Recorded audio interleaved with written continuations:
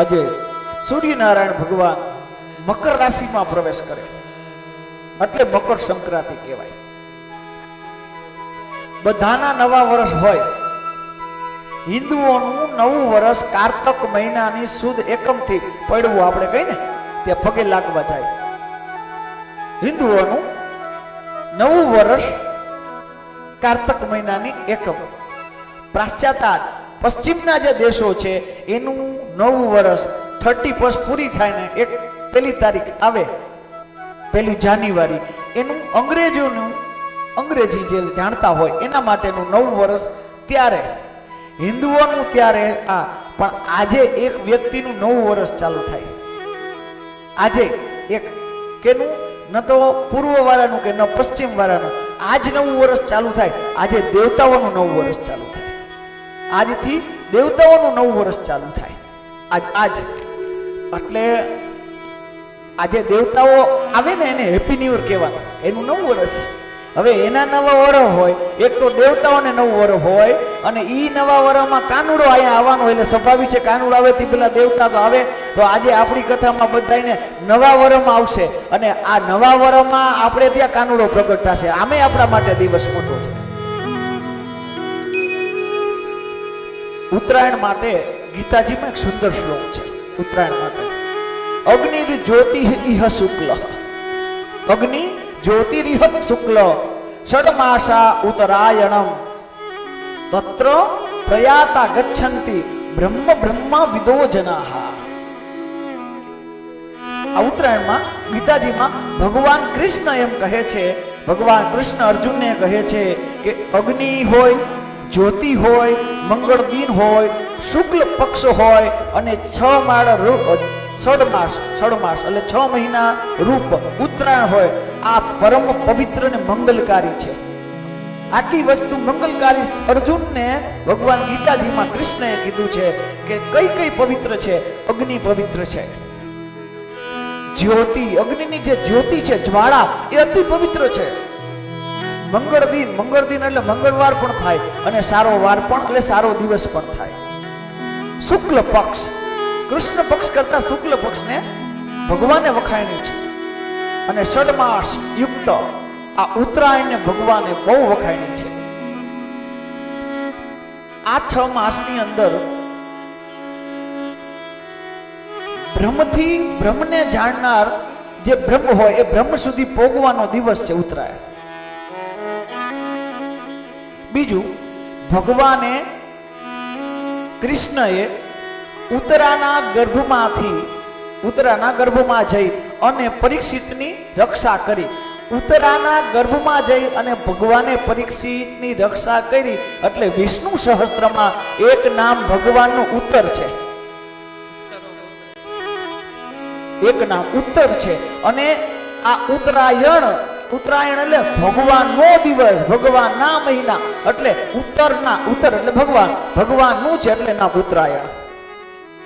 ભગવાનનું નામ ઉત્તર અને ઉત્તરના મહિના ચાલુ થાય, ભગવાન વિષ્ણુના મહિના ચો થાય એનું નામ ઉત્તરાયણ. જ્યોતિષમાં અયન પદ્ધતિ છે, કાળ ગણના.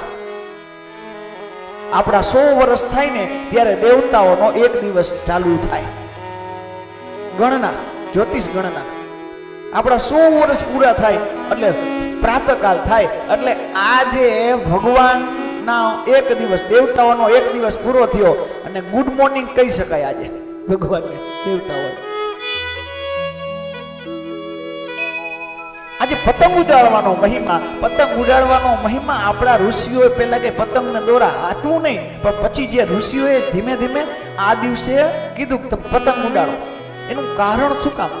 આજે સૂર્યનું જે કનેક્શન છે, આંખ સૂર્યને જોવે ને તો સૂર્ય, આજનો જે સૂર્ય છે ને એનું ઓજસ છે. આજના સૂર્ય એટલા બધા આપણે વિટામિન્સ ને બધું આપે કે વાત પૂછો. આજના સૂર્યનો તડકો એ વર્ષ દિવસ સુધી નિરોગી રાખે એટલે અગાસી ઉપર ચડાવે, એટલે ધાબા ઉપર પડે. પતંગ, આ પતંગ આ રાખી છે ભગવાનને. વૈષ્ણવો તો ભગવાન પાસે ફિરકીન પતંગ ને બધું કાનુડા પાસે રાખે કે એને ઉડાડવી હોય ને. પણ વિશ્વકર્મા ફાઉન્ડેશન જ્યારે આ ભાગવતની કથા કરતા હોય અને પતંગની વાત આવે તો એના વતી બોલવાનું મન થાય. વિશ્વકર્મા ફાઉન્ડેશન જ્યારે આ ભાગવતનું આયોજન કરતા હોય તેનો ભાવ શું છે, એ કેવા છે, આ એક લીટીમાં સમજી જાશો તમે. આસાન છે પતંગ બનીને ઉડવું, બહુ આસાન છે પતંગ બનીને ઉડવું, એ તો બહુ આસાન છે, પણ અઘરું છે દોરી બનીને સાથ આપો.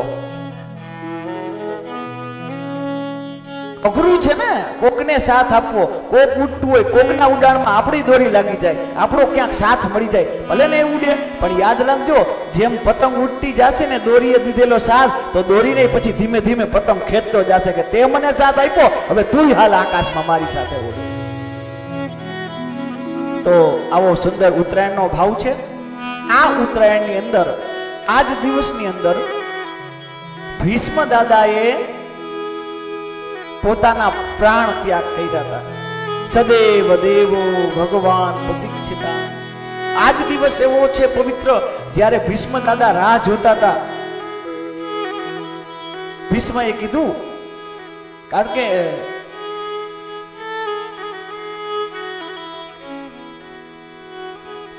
ભીષ્મ પિતાને ઈચ્છા મૃત્યુનું વરદાન હતું, આ બધા જાણો છો.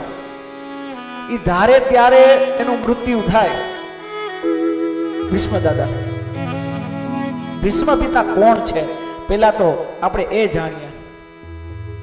ભીષ્મ પિતા વિશે એટલું કહી શકાય, ભીષ્મ રાજા શાંતનુ અને ગંગાજીના પુત્ર હતા. ભીષ્મ પિતા શાંતનુ અને ગંગાજીના એ પુત્ર, એને ભીષ્મ પિતા. ભીષ્મ પિતાનું નામ સાચું છે દેવવ્રત. ભીષ્મ પિતાનું નામ દેવવ્રત. પછી આગળ પછી પ્રતિજ્ઞા લીધી એટલે ભીષ્મ પ્રતિજ્ઞા જે કે ને ભીષ્મ નામ પડ્યું. ભીષ્મ પિતાએ રાજનીતિની શિક્ષા બૃહસ્પતિ પાસે લીધી. ભીષ્મ પિતાએ વેદ વેદાંતની શિક્ષા વશિષ્ઠ પાસે લીધી. ભીષ્મ પિતાએ યુદ્ધની વિદ્યા ભગવાન પરશુરામ પાસે લીધી છે. ભીષ્મ પિતા પૂર્વ જન્મમાં અષ્ટવસુ નામના, પ્રભાસ નામના એક વસુ હતા.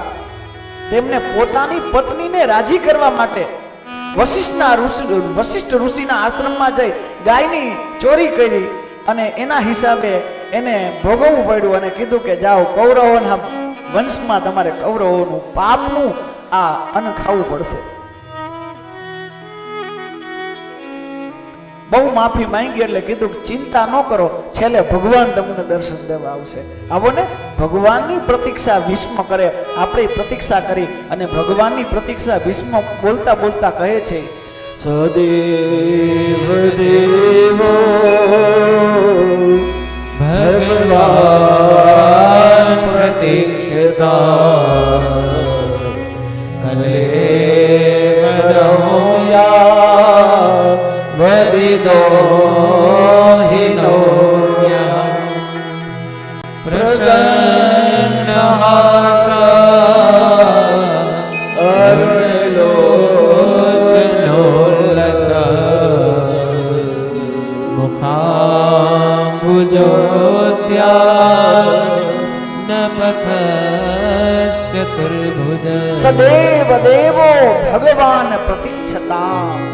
ભીષ્મ કહે છે, એ ભગવાન પ્રતીક્ષતામ, અહીંયા મારી રાહ જોવો. ક્યાં? કે જ્યાં લગી હું દેહ નો છોડું ને ત્યાં લગી. અને ખાલી એમને ઊભું નથી રહેવું મહારાજ, હસતા મુખે પ્રસન્ન હાસ.